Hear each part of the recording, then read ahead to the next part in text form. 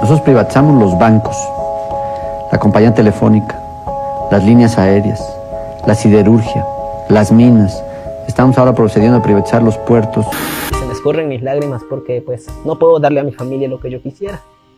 Pues ni modo, así es mi vida. Ellos son los hombres más poderosos de México. Su fortuna es tan grande que algunos han figurado incluso en el ranking de los más ricos del mundo.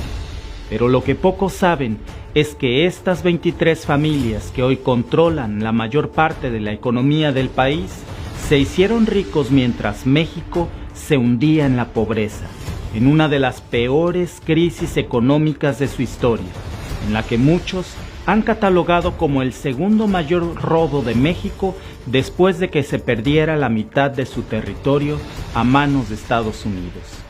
Pero ¿cómo lograron estas 23 familias hacerse de una fortuna tan inmensa?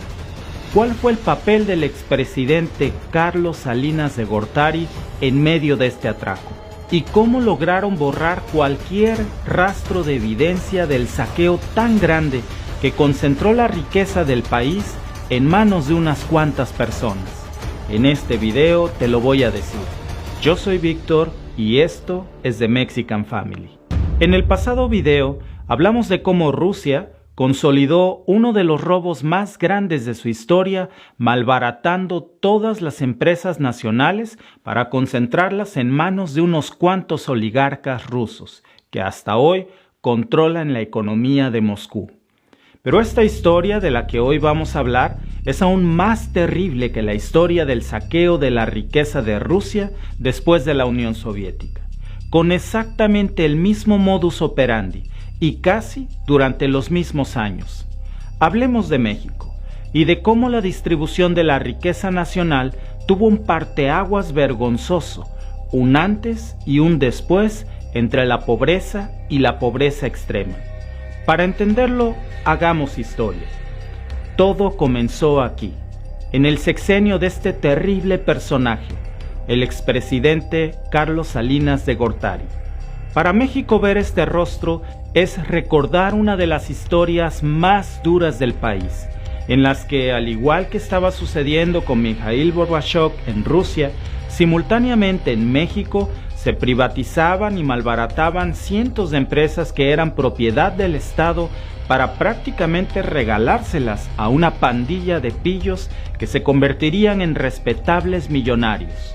Para dimensionar de qué tamaño pudo ser el robo durante este periodo, al final del gobierno de Salinas, el número de mexicanos más ricos del mundo registrados por la revista Forbes pasó de una sola familia, los Garza Sada, a una pandilla de 23 nuevos multimillonarios que sumaron en conjunto 41.900 millones de dólares en un solo año, que fue de 1993 a 1994.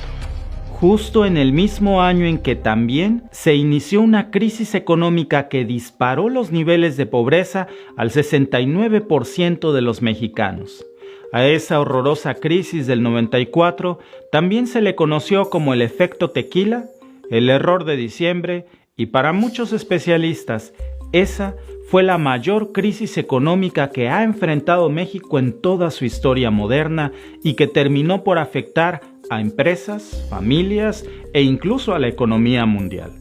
Yo era un niño cuando eso ocurrió y me acuerdo claramente porque yo era el clásico niño de los mandados. El día anterior me mandaron a comprar lo de siempre: 1 kilo de tomates por 2 pesos, 1 kilo de tortillas por 1 peso y algunas otras cosas. Al día siguiente, el mismo kilo de tortillas que había costado 1 peso ya costaba 7, y en menos de 24 horas lo mismo pasaba con casi todo. El resultado de eso fue regresar a casa con las manos vacías y con un asombro que nadie podía creer. Mientras muchos no teníamos para comprar 1 solo kilo de tortillas, una pandilla de ladrones se convertían en los 23 hombres más ricos de México e incluso del mundo.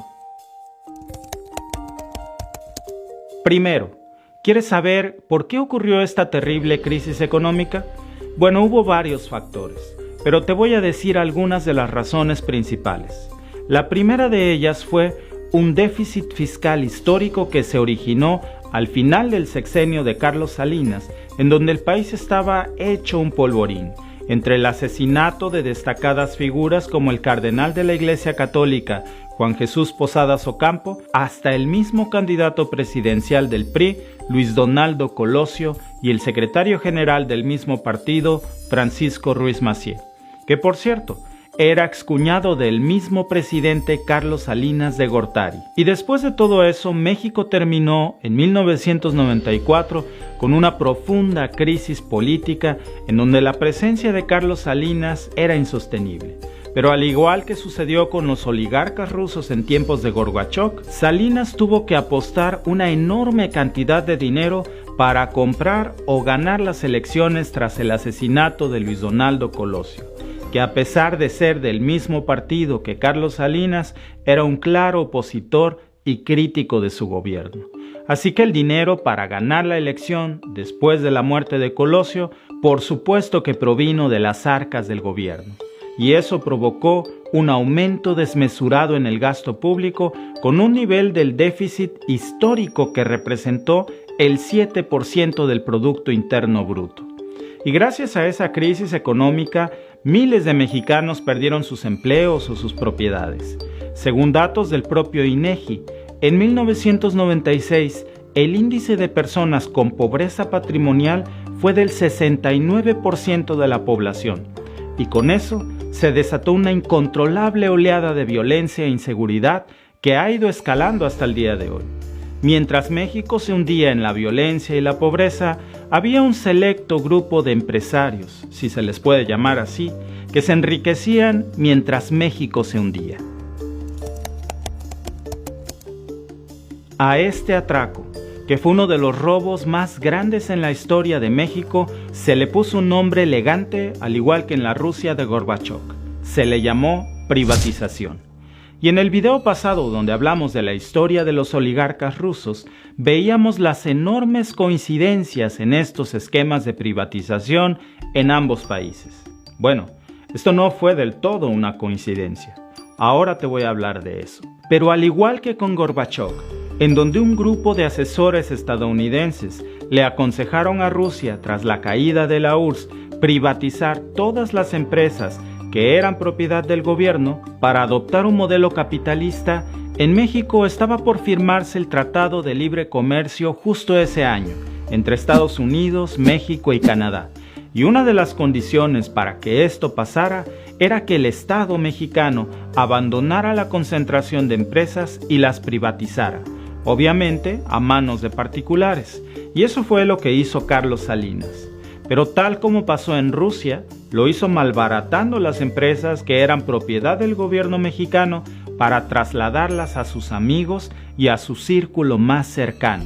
Y al regalarles empresas multimillonarias que eran propiedad de México a 23 familias del país, los convirtió en supermillonarios de la noche a la mañana.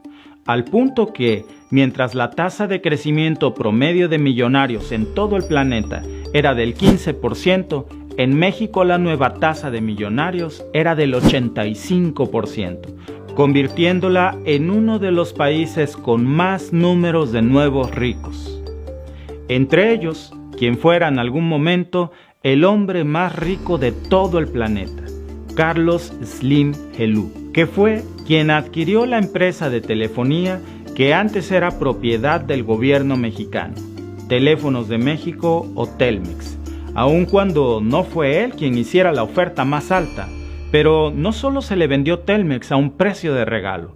Después de rematarle la única empresa telefónica del país, los gobiernos de Carlos Salinas y Ernesto Zedillo también le autorizaron a Slim a aumentar en un 150% las tarifas telefónicas en un periodo de 2 años. Y bueno, no tenías ninguna otra opción de contratar a la competencia porque no había. Él era el dueño de la única compañía telefónica del país. Y con eso se consolidó un monopolio internacional en el mercado de las telecomunicaciones.